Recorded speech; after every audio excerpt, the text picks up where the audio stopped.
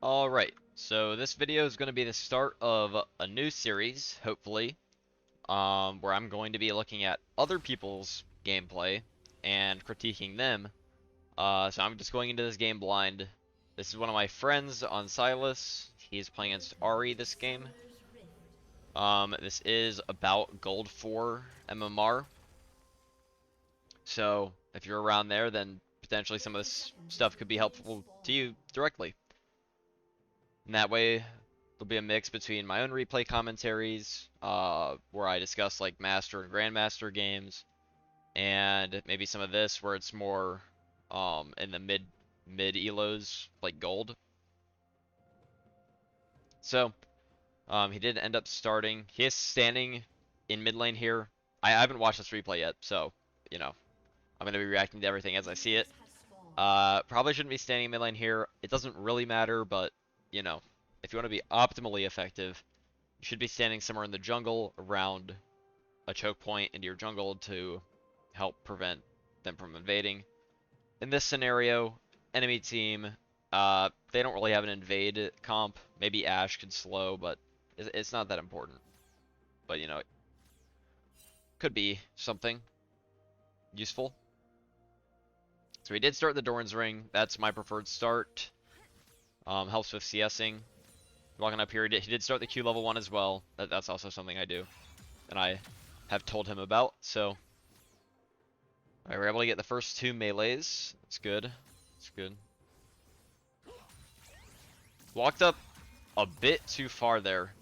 Sylas's auto range is 175, so he went into like 75 range of that minion. He could have stood a bit farther back, and autoed it, and then that way he probably would have been farther from the Ahri. She might not have gotten that last auto off, and probably wouldn't have procced electrocute.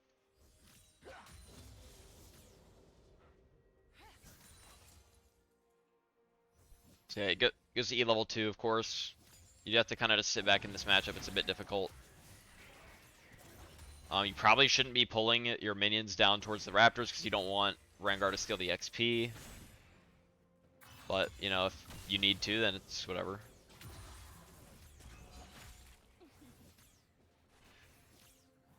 Alright, so far. Oh, I also, his junglers died to Raptors. Okay. Obviously, that's something that should not be happening. Let's just see what he does here. Okay, he gets a decent amount. Probably could have been better. Maybe if he used his W, but I have told him not to use his W as much for CSing. Because he does run out of mana a lot because he uses W a lot for CSing. Now there, I probably would have considered it because you probably would have got 2 more CS from the stacks it gave, but that was a good trade there. She used the E. So against champs like Ahri, they have linear crowd control skill shots. Ahri, Lux, you know, Nico kind of. Nobody really plays Nico mid, but yeah, that was pretty good. You did flash after the E. Now that doesn't actually work on Sylas. If you on some other champs, like, you know, if you buffer an ability and then you flash, then it'll cast from your new location. That doesn't work with Sylas E2, so don't try it. It will cast from your original location. It would be nice if you could do that, but that's not how it works. Either way, he was close enough where he got it. But yeah, as I was saying, with champions like Ahri and Lux, you have to wait for them to use their crowd control ability before you can go in, because if you go in while they have it up, they're just going to CC you, and they're going to win the trade, and there's not really much you can do. Now, against a really good player, they're just going to hold it forever so that you can never go in, but sometimes they do get greedy, and they'll throw it out, or if you're against an inexperienced player, they might just constantly be throwing it out. And once it's down, that's when you can go in because they have no defense against you.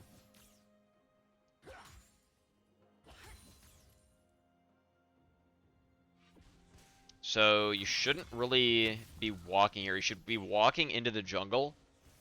Okay, now he's going. But you should be walking into the jungle, like, right after you push the wave, because you're a melee champ, you're obviously not going to hit the tower. Hitting the tower, even if you could, is not going to do anything anyway. You're not gonna miss any minions because the next wave hasn't come yet. He actually did end up missing a minion there of XP because he ran for a bit too long. But normally, once I push a wave like that, if it goes under enemy tower, just take a step into the jungle, look around, make sure their jungler's nowhere nearby, maybe place a ward. Don't go for too long like he did just there, you might miss a minion. But there's no point in staying mid lane, you know.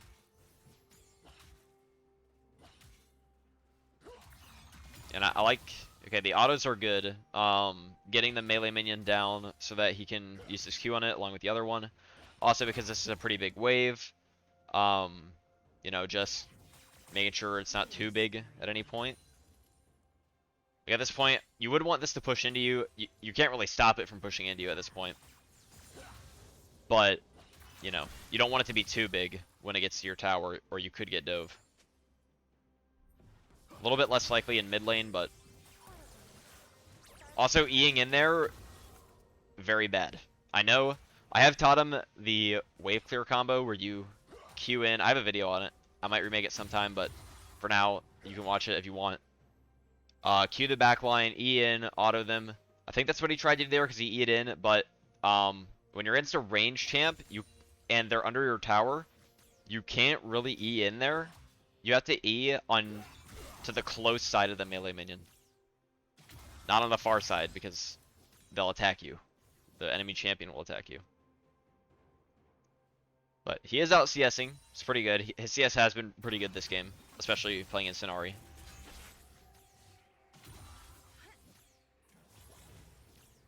Off that first death, he did get the Dark Seal and the Amp Tome. That is my favorite. Getting the Dark Seal at the first back is very strong. Grabbing Amp Tome, obviously, with any excess gold you might have. If I have an extra inventory slot, it's kind of hard sometimes. We'll see.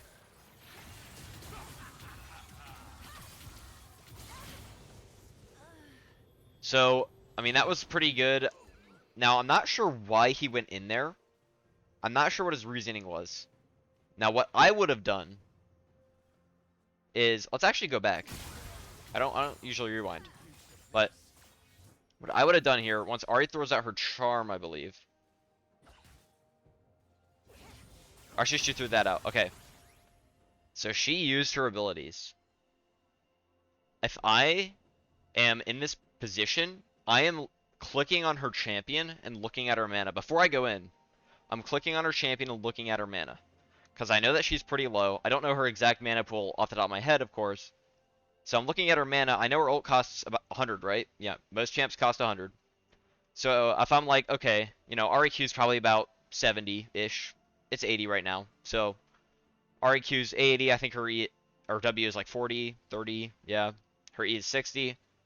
If she had like 200 mana there when he went in, she can't use all of her abilities. And right there, she just used all of her basic abilities. She doesn't have mana for her ult now. So I don't know if that's why he went in there. If it was, then good job. But yeah, always make sure to pay attention to enemy mana. Because especially against champions like Ahri, who are super hard to kill, if they have their ult up, you know, if they don't have mana to cast it, then it doesn't matter if they have it up. And there, that was a pretty avoidable death there. He just ulted into tower range. Yeah, I mean, that could have been a lot better. Could have just ulted a bit to the side, wouldn't have had to take tower aggro, could have lived. So, a little bit of a mistake there. Cost him. So that back, he did grab the full lost chapter. He did have about 1,300 gold, I guess, because he got lost chapter, plus bought the amp tome back. Obviously, that's exactly what you should be doing. There's not really any reason to not buy lost chapter, especially once you have your dark seal. Definitely helps with the mana issues. You pretty much never run out of mana again once you buy it.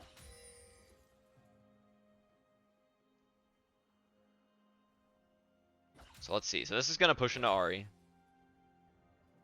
That would be my first thought. Okay, this is going to push into Ahri. So, okay, ward is good, because you know you're going to be a little bit pushed up.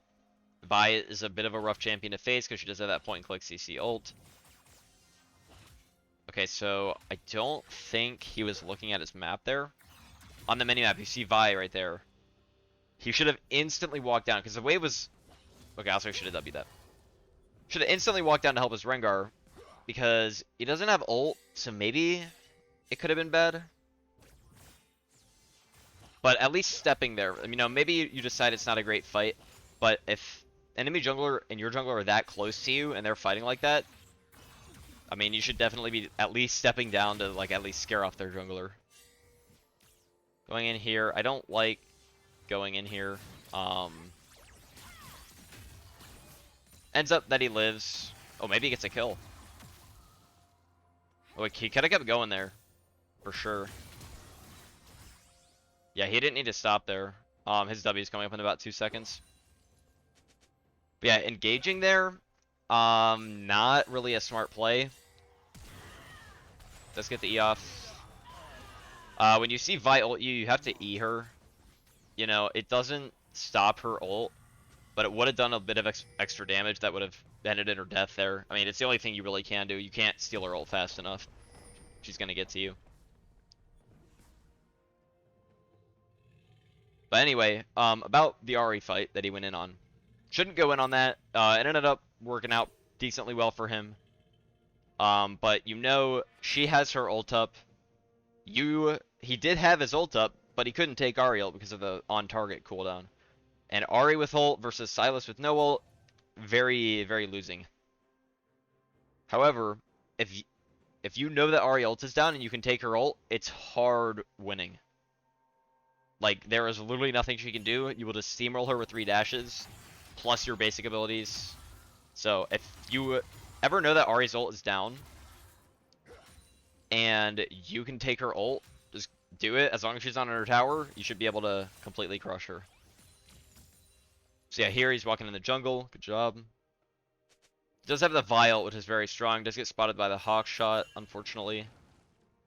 Dragon Ward is fine. I probably would have placed it underneath or behind one of the ridges, one of the walls. Let's see. Violet's about to run out. I think he took too long on that roam. He kind of meandered a bit. What he could have just done is walked here, like walked about here, warded over this wall. He got hawk shotted like right here, so he knew he wasn't going to do anything bot lane. Could have warded this wall and then just walked back. And then he would have had some extra time while the wave is pushing into him, where he could have used the Violet on Ahri. Violet on Ahri is actually a bit risky, because if she ults at her tower, you're pretty much dead. But I'm not sure if her ult would have been up by then. And maybe she was a bit further pushed.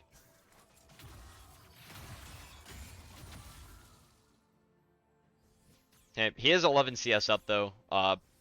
Overall, a pretty good laning phase. Now, 71 CS at 12 minutes is not very good. Well, I shouldn't say it's not good. It's good, but there's the potential for much more.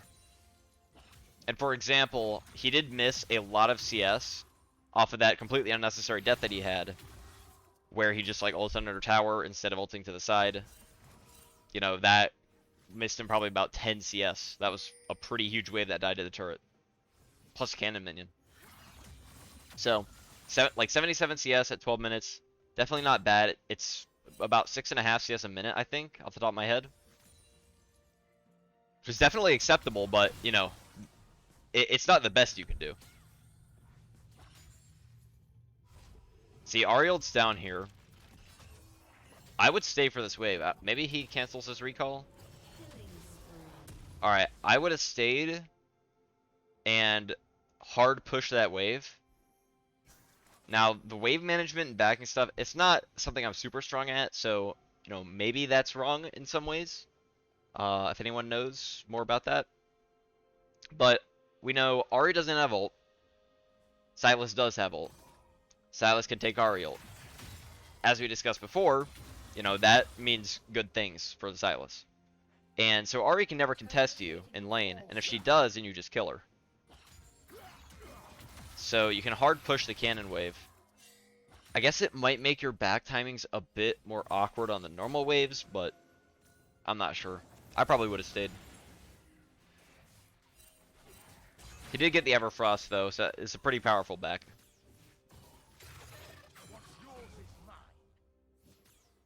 Taking the Ariel. I probably wouldn't have taken it there. It's fine to take it there, but I feel like you know that you know that the wave is pushing to her.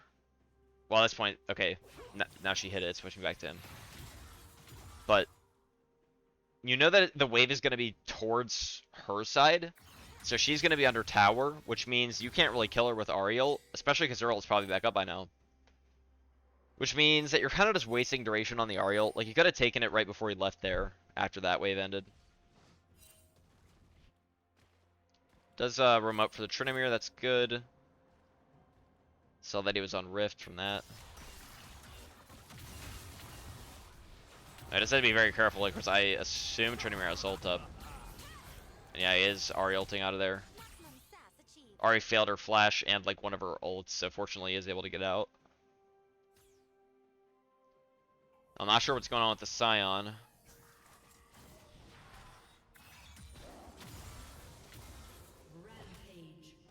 Let's move the camera up here.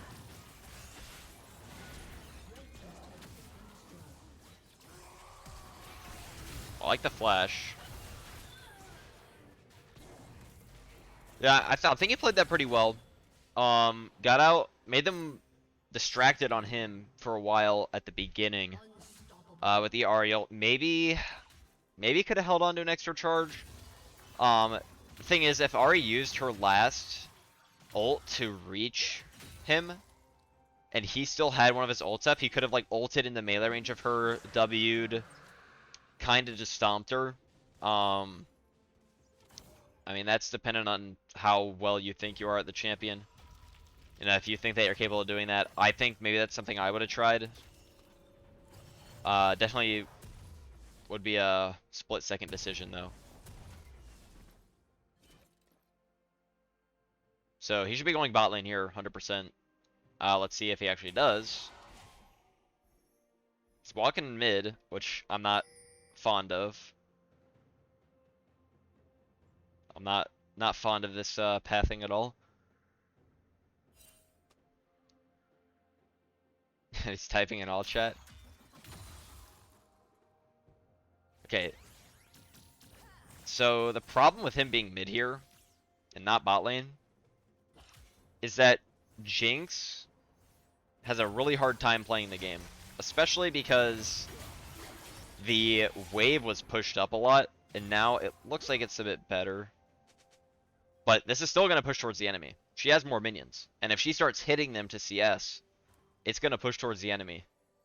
And Jinx cannot be standing up there. Sylas can stand up there because he has a lot of mobility, and he's level 11. So, you know, if like the support Ashe shows up with the Ahri, you know, he can maybe make a play, or he can try and escape. Jinx is just completely dead. And now Jinx is having to take jungle camps because Jinx knows that she can't go bot lane. Because look at that wave. It's just pushing hard towards the enemy. All of this CS is going to be lost. And if the enemy is smart... Okay, now Zaya's picking this up. Now, she should have frozen that.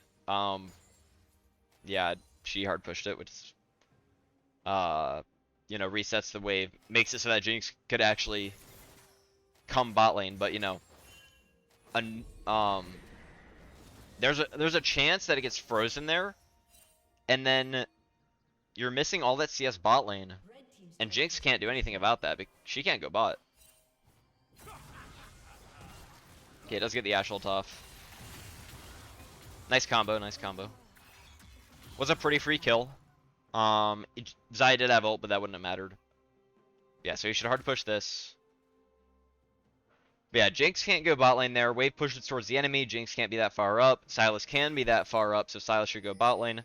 Also allows Jinx to be even safer because she has her entire team around him in the mid lane. So yeah, that's basically the gist of that.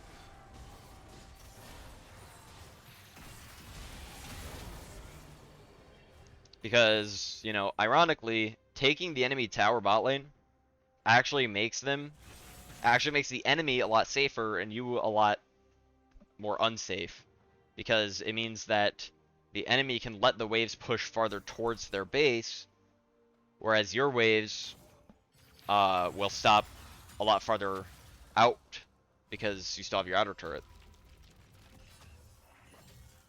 So here, I'm not sure how much gold he has, but probably would have stayed there. Okay, he had about 2,000 gold, so yeah, I'd say that's probably a good back. I maybe would have stayed for one more wave. Kind of depends. I don't think it really matters, but you know, backing there is really good. He bought the full rod plus the alternator out of the amp tome component. So did he buy a sweeper though? He did not buy a sweeper. He also has 2 wards up, 4 vision score this game, so that's not good either. By this point, I don't really want to estimate how much vision score you should have because it does vary on how the enemies are playing. That's a decent ward. But he definitely needs to be warding more. I don't think I've seen him buy a control ward this game either. That is absolutely something that you should be doing. Maybe this one's his? No, I can't really, I can't tell. Yeah, buy control words. They're only 75 gold. Very useful. I usually just buy 1 when I go back, if I have enough inventory space.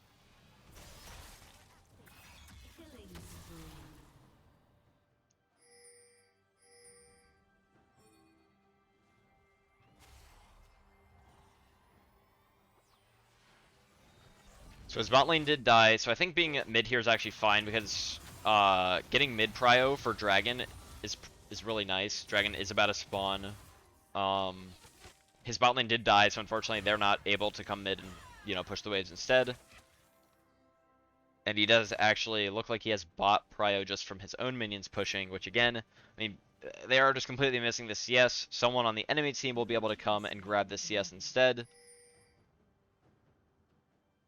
Which it just puts you a little bit farther behind it in gold, but because he was mid lane, he pushed the wave out, they got mid prio, enemy team couldn't walk up the dragon, so it's just unfortunate that his bot lane died there.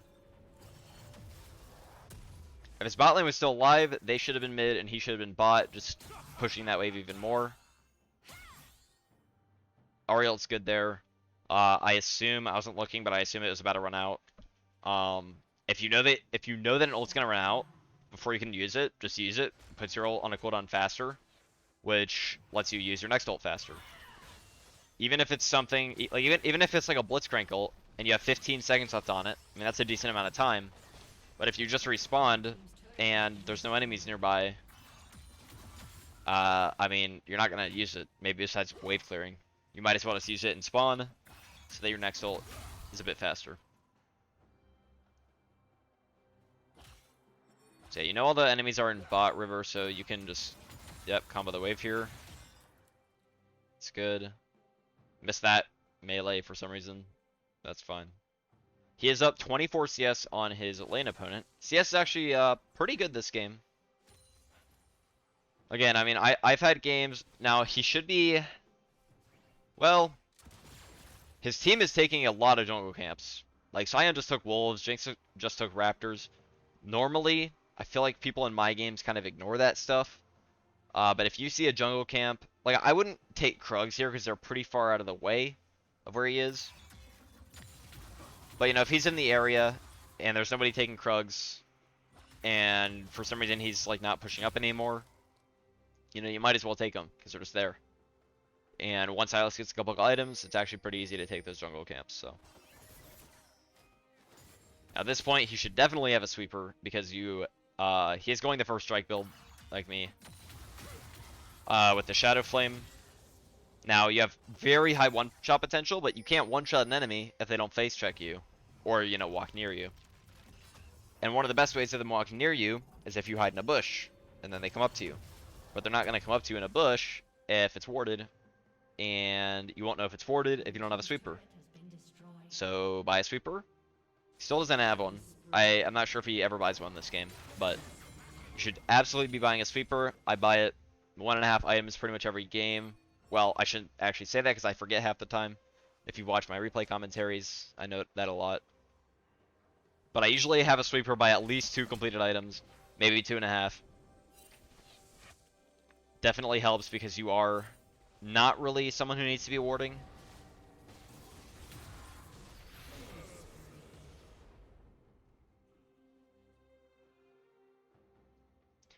Now, just looking at the scoreboard here, so he has a stopwatch, he has 2 full items, he's extremely strong from a damage department. Should have E'd there. As soon as you saw the Ahri Everfrost, you should have E'd. I feel like that's just a reaction thing. But flashing here is good. Trinity was a bit early. Yeah, I mean, that's huge damage. They're able to get that bot lane. Oh, okay, Silent Flash for them. Now, one thing to notice is their bot lane is 0-11. Their Xayah has 0 kill participation. Now, Xayah is pretty overpowered right now with that Q lethality build. So, you know, she's still going to do a lot of damage, which she did do there. But, you know, you should recognize, okay, enemy bot lane's doing terribly. So I should be focusing the other members of their team. Not anything specific to what what Sylas is doing right now, but, you know, just something to keep in mind basically in any of your games.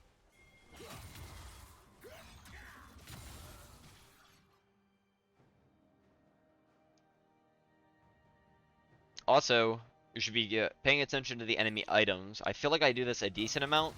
I could probably improve, but there are a lot of key items that people will buy, and they're really important to know that they have them. Like, for example, Vi has Executioners. That's really important because that's going to cut a lot of healing if you're in a combat with Vi. Vi also has a Death Dance. That's really important because it's going to be a lot harder to burst her. You should know that. Ahri does not have a stopwatch, but she is building his Anya's. If she did have a stopwatch, that's really important to know. You should basically always ping that to your team. It also helps you remember it. Like I said, it helps me remember it when I ping it. That's super important. Now anyway, on a more specific level here, I should ult here. Okay, there was no reason to Zanya's when we have Xayah ult. We should have Xayah ulted. I don't know if he forgot that he has a Xayah ult. Maybe he panicked. But what he's doing right now is really good. Being top lane here is really nice. I mean, I think he got 3 towers. I think their outer tower is still up. I mean, your team has Baron. You're the mid laner, so you can just nice. Got the EW there. But yeah, I mean, you're the mid laner. Your team can deal without you because I mean, if you just look, your Rengar's 10-4, Jinx is 3-4. I mean, she's doing fine. Pyke's pretty strong. Sion's playing Sion, so he's gonna be good even though he's 2-5. So you don't actually need to be with your team. You can apply pressure on the rest of the map. And there he got 3 towers plus an inhib, so very good. If he was with his team that entire time and not side laning, then all their top towers would still be up. So good use of Baron. But it does depend on how strong you believe your team is going to be versus the enemy team. If you're not comfortable, like Sylas isn't the best split pusher. He's decent, but not the best. So if the enemy team does completely ignore you, they'll lose a decent amount, but not like a crippling amount.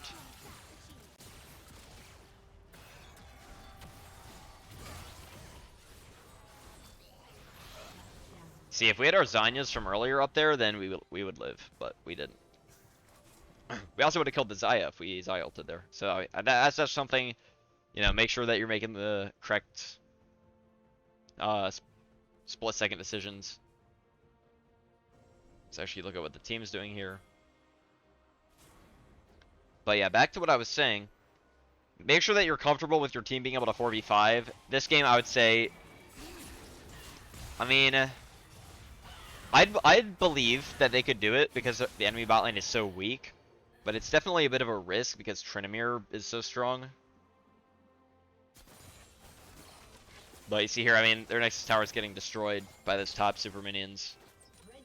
I mean, they're not really even strong enough to deal with the super minions half the time.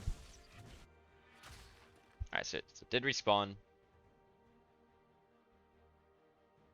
He bought a Zanyas and a Void Staff there. Now let's see how useful we think that Void Staff is. I always say to build the same 5 items every game. Maybe I don't say that, but you know I do it. Everfrost first, Shadow Flame second, Zanyas third. That's pretty much core. Actually pause the game here so I can talk a little bit more before we get into a fight. Then fourth item is either Death Cap or Void Staff. It depends on if the enemy team has built Magic Resist. If they have built a couple of Magic Resist items, maybe a couple on one high priority target, or they've got a little bit of Magic Resist spread around on their team, Void Staff is a lot better. It's a lot cheaper. Magic Penetration is insane as a stat. If they don't have Magic Resist, then just go Death Cap, because you're doing true damage already with the Shadow Flame and the Sorcerer Shoes. That's about 38 Magic Penetration if they have the maximum penetration from Shadow Flame. That's a lot. If we just look here, how much Magic Resist do they have? Ashe has 35. Okay, you're doing true damage to Ashe. Zaya has 35. Okay, you're doing true damage to Zaya. Ahri has 44. You're basically doing true damage to Ahri. The only outlier on their team here is the Tryndamere, because he has a Hull Breaker. Also his base magic resist is pretty high, but still, like, if he doesn't have the Hull Breaker bonus, which he's most likely not going to have because they're going to be pushing into their base, then you're still ignoring 38. He has 12 magic resist. That's nothing. You're going to one-shot him. If he does have Hull Breaker, then it's going to be a lot more, but if you look at the state of the game, is Tryndamere really going to be on his own when you're fighting him? They're all bunched up in their base. They can't go anywhere. He's going to have to be near his team. So, I mean, Void Staff is pretty much worthless here. I would have gone Death Cap. You know, maybe if their Zaya had like a Null Magic Mantle, maybe their Ahri had a Null Magic Mantle, their Vi had Merc Treads, something like that, I would have gone Void Staff most likely. But here, Death Cap is definitely better because your Void Staff is doing literally nothing. Like, against the Zaya, Void Staff is, it's like 2,800 gold for 65 AP. That's what your Void Staff is doing against Zaya. Same with Ashe. 2,800 gold for 65 AP. It doesn't do anything.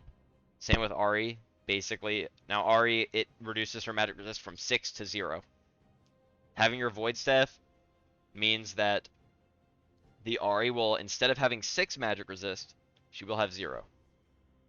Now, I mean, that's like, you know, like a 4% damage increase maybe. But is that really worth it over just taking a Death Cap? He has 383 AP right now.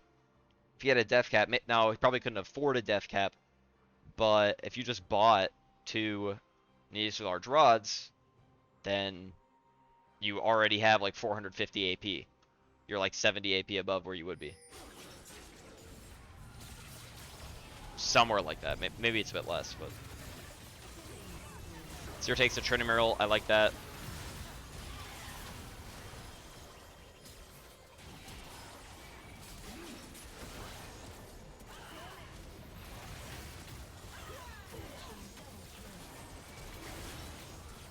Alright, definitely a pretty well played fight. Kind of just stood near the enemy.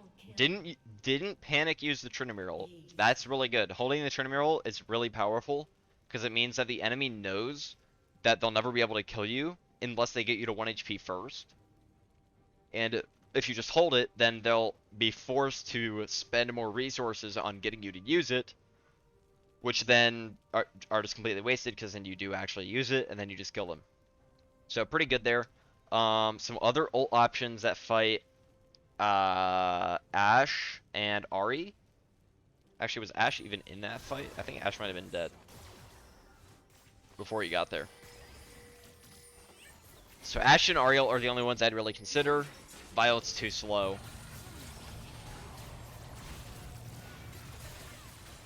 Okay. So yeah, I do think Tryndamere is the best one here, but let's go over some other options just because, you know, there is so much variety in the ult choices. So Ahri ult, I don't like Ahri ult late game because it doesn't do damage Well, it does, but it does barely any. And the 3 dashes, I mean, you're just gonna die. It doesn't give you any survivability. Like if an ADC just right clicks you, dash doesn't mean anything. It means you can get on them faster, but if you're that deep into their team compared to the rest of your team who doesn't have an Ahri ult, then it's gonna be rough. They're gonna focus you.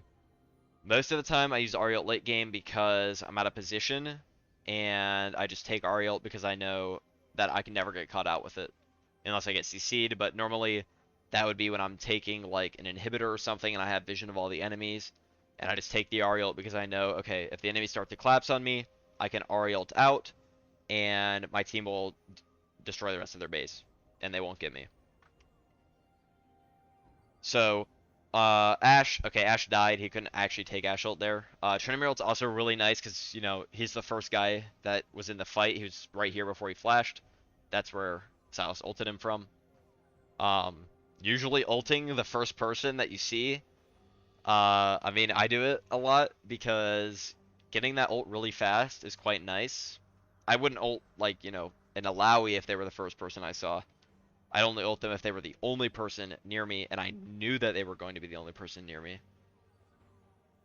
But, you know, ulting people that are near you, don't do it if their ult sucks, but it's a pretty good strategy because otherwise, this Ahri's going to be slightly out of range. If he's focusing this entire fight on trying to ult this Ahri, and she just keeps walking away, then he's not going to get anything done. So just getting the ult is nice, getting it over with. But yeah, Ashe ult, he couldn't have actually taken it because she died too far away, but it's also a really good option.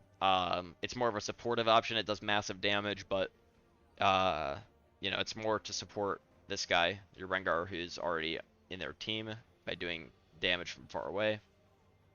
Vi, you couldn't take Vi ult because it was also a bit far away, but if she was here, I would not have taken it. It's just too slow. It's too telegraphed. You're not tanky enough. Vi ult is not good past early game because maybe in like rare situations where you can get good picks and stuff, but if you're Vi ulting in a team fight, you're just gonna die. It's too slow. Xayah ult, I mean, Xayah ult damage isn't terrible with the AP scaling it has on Sylas. Our target ability is really nice, but, Trinity is just the best option here, for sure. Trinity is just very good in general.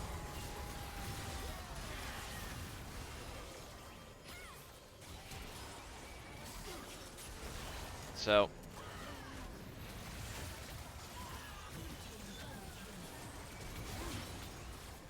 yeah. Overall, quite a nice game. He did start out a bit rough, but ended up coming back. But yeah, just some minor stuff like, some of his roam timers early game. The major thing this game, I think, would not be side laning earlier, not going bot lane. Just missed a lot of potential farm. Kind of forced the Jinx to be in an awkward spot. I don't know if Jinx was like telling him that she wanted to go mid, but if I was that Jinx, I would be just walking mid and then telling my Sylas to go bot. And if I'm Sylas and Jinx is AFK running at bot, I'm walking bot and I'm telling her to go mid. It's just how the game works. You shouldn't let your Jinx push up onto enemy inner turret by herself because she doesn't know that mid lane exists 15 minutes into the game. You should just walk bot, take all of her CS, and she'll learn that she needs to go mid if she wants to get anything. Maybe this doesn't work all the time. If people are particularly tiltable, might get a little bit too mad, but generally, I mean, you kind of got to force your team to do the right plays sometimes. So,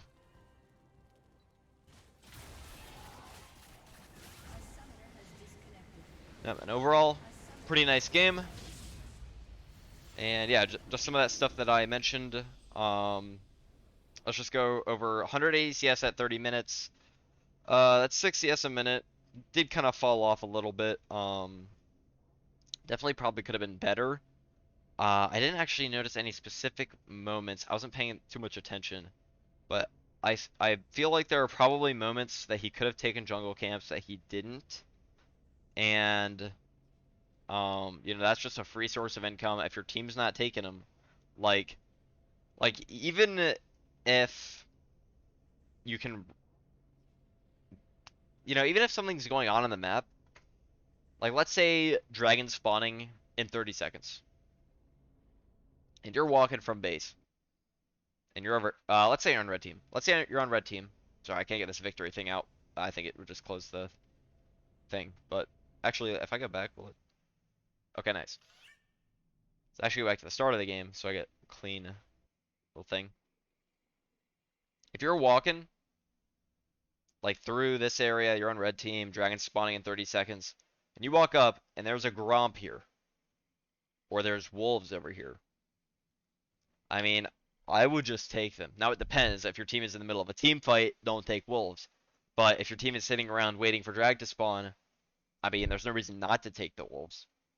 Maybe you could get set up a little bit earlier, but if nothing's really going on between you and the enemy team, maybe 30 seconds would be a bit too late to take them, but let's say like a minute. Like you want to be bot lane, but nothing's happening yet. Dragon's up in a minute. You know you don't want to go topside. If your team's not taking the camps, just take them. Just take wolves. Usually, usually this is more for like the mid to late game. Don't really do that early game because it's harder to take camps and your jungler needs them more. But I mean, I'm just like I'm eating over this wall, taking wolves. I'm walking down here, taking Gromp. If my team wants them, or if my team wanted them, then they'd take them earlier. They obviously don't want them if they're still up, so I'm just gonna take them. And that's another way to supplement a lot of your farm. I'm not really sure how much I'd estimate that I take jungle camps per game, but definitely a lot. Like there are a lot of times where I will just clear an entire side of the jungle just because I can in like 30 seconds. Like my jungler's entire bot side is up. He's in top river. I'm just gonna take wolves. I'm gonna go down to blue, take blue. I'm gonna take Gromp, and then I'm probably gonna head bot lane and side lane or something like that. So, there are a lot of ways that you can supplement your farm. And yeah, anyway, it's a bit of a new video, commenting on someone else's gameplay. This was gold 4, I believe. So, hopefully you learned something new. Hopefully this can help you in your games. Sorry if I rambled a bit. This was pretty much unscripted. I hadn't watched this game before, so a lot of new stuff came up as we went. But yeah, hopefully you enjoyed. If you like this content, consider liking, subscribing, leaving a comment. Any feedback would be greatly appreciated. And I hope you enjoyed. Thanks for watching.